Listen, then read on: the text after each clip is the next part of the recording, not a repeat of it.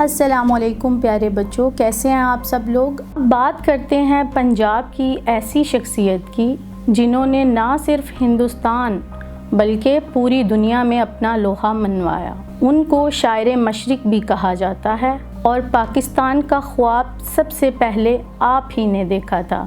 جی ہاں، بات ہو رہی ہے ڈاکٹر علامہ محمد اقبال کی۔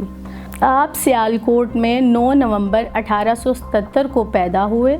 ابتدائی تعلیم سیالکوٹ سے حاصل کرنے کے بعد اعلیٰ تعلیم کے لیے انگلستان چلے گئے۔ آپ نے اپنے شاعری کے ذریعے برصغیر کے مسلمانوں کو جگانے کی کوشش کی۔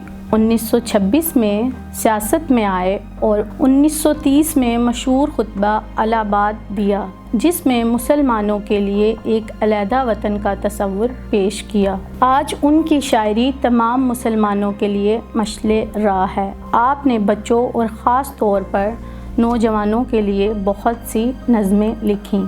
آپ کی چند مشہور کتابوں میں بانگ درا، بال جبریل، ضرب الکلیم اور جاوید نامہ قابل ذکر ہیں۔ آپ کا مزار بادشاہی مسجد کے قریب ہے۔